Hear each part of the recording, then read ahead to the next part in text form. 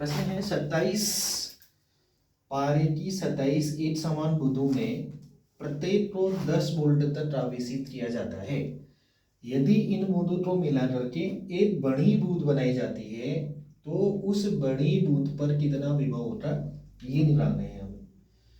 मतलब प्रश्न बिल्कुल आसानी से समझने वाला है। हमारे पास पानी की छोटी छोटी बूंदें हैं और वो छोटी छोटी बूंदें 27 बूंदें हैं और जिनमें से प्रत्येक एक बूंद को 10 वोल्ट तक आवेशित किया जाता है। अब इन 27 बूंदों को मिला करके एक बड़ी बूंद बनाई जाती है तो फिर उस बड़ी बूंद पर कितना विभव होगा वो हमें निकालना है। तो इस प्रश्न को कैसे शुरू करेंगे, हम इसे बनाएंगे माना बड़ी बूंद, जो बड़ी बूंद है बड़ी बूंद की त्रिज्या, बड़ी बूंद की त्रिज्या r तथा छोटी बूंद की त्रिज्या, एक बूंद की बात हो रही है तो छोटी बूंद की त्रिज्या छोटा r मीटर है। बड़ी बूंद की त्रिज्या को हमने कैपिटल R से लिख देना है और छोटी बूंद की त्रिज्या को हमने स्मॉल r से लिख देना है। एक बड़ी बूंद पर आवेश, अब जो एक बड़ी बूंद है उस पर आवेश Q है तथा एक छोटी जो बूंद है, एक छोटी बूंद पर आवेश, एक छोटी बूंद पर जो आवेश है वो छोटा Q है। सबसे पहले हमने इस तरीके से क्वेश्चन की शुरुआत करनी है। हमें उसने त्रिज्या का चित्र नहीं कर रखा, आवेश का चित्र नहीं किया है उसने, तो हमने इसको मान दिए है बड़ी जो त्रिज्या है, बड़ी जो बूंद है उसकी त्रिज्या बड़ी r है, छोटी जो बूंद है उसकी त्रिज्या छोटी r है। बड़ी बूंद पर आवेश Q है और छोटी बूंद पर आवेश छोटा Q है।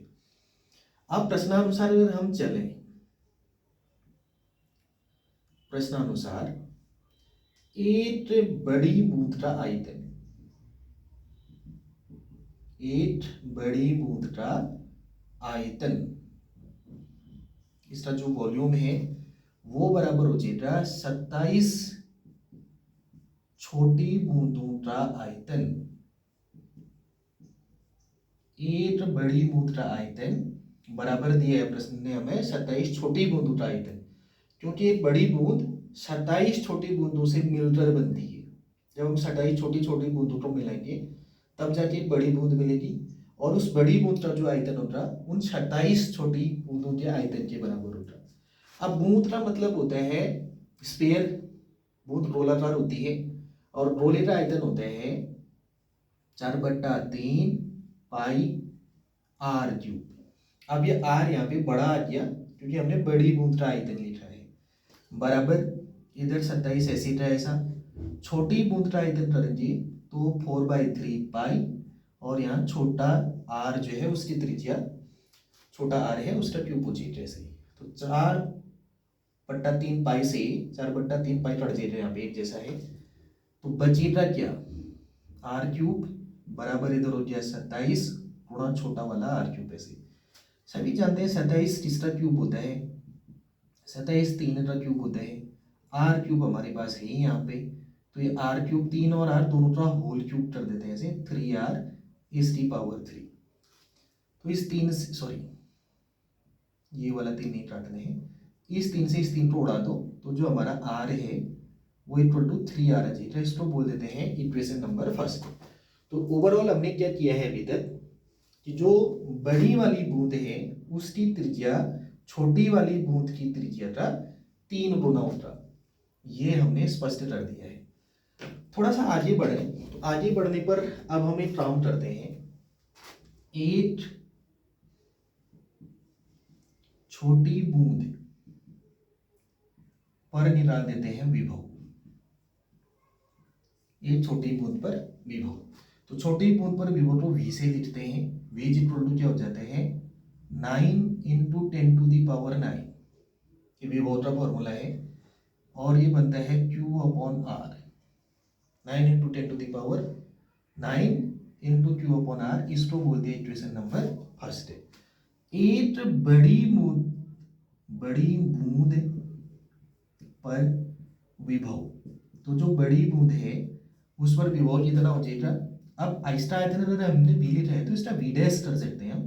We dash is equal to 9 into 10⁻⁹, और इसका जो आवेश है वो बड़ा वाला क्यू है और इसकी जो त्रिज्या है वो बड़ा वाला आर है। तो V dash is equal to हो जाएगा 9 इंटू 10⁻⁹। अब क्यू का मान कैसे निकालेंगे, क्यू का मान निकालेंगे जितना एक छोटी बूंद पर आवेश है उसको कर देंगे 27 से मल्टीप्लाई, क्योंकि 27 छोटी बूंदों का आयतन मिल करके एक बड़ी बूंद का आयतन बन रहा है। तो क्यू की जगह आ जाएगा 27 छोटा क्यू, और आर यहाँ 3R है। ऐसा ऐसा हम कर सकते हैं बड़ी आसानी से। तो अब समझ में आ रहा होगा, इस 3 से इसको काट सकते हैं हम कितने टाइम, 9 टाइम में से।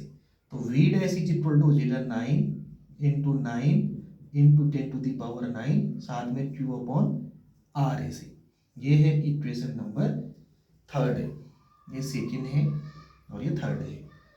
इसके बाद बस अब आसान सा है। अब हम क्या कर सकते हैं, इक्वेशन 2 को समीकरण 2 को सॉरी 3 को समीकरण 2 से भाग देने पर ऐसा कर देते हैं। तो समीकरण 2 है हमारे पास वी डैश, और इधर है वी, तो वी डैश में वी का भाग लग जाएगा। राइट हैंड साइड में इधर है 9 इंटू 10⁻⁹, साथ में 8 और 9 है ऐसा, और अपॉन है क्यू अपॉन आर। और यहाँ पर भी क्या है, यहाँ पर है 9 इंटू 10⁻⁹, यहाँ पर भी है क्यू अपॉन आर। तो अब इस 9 से ये 9 कैंसिल, 10⁻⁹ से 10⁻⁹ कैंसिल, क्यू अपॉन आर और क्यू अपॉन आर भी कैंसिल। तो क्या बचा, V dash upon V equal to बचा खाली इधर 9। ठीक है इतना, वी तो इधर शिफ्ट कर दो, तो वी डैश बराबर हो जाएगा 9 into V, then V dash is equal to, V का मान दिया है इसने हमें कितना 10 वोल्ट है, तो 9 इंटू 10 कर दो, तो वी डैश निकल कर आ जाएगा 90 वोल्ट। तो जो बड़ी बूंद है उस पर जो विभवांतर है या विभव है वो 90 वोल्ट का निकलेगा ऐसे।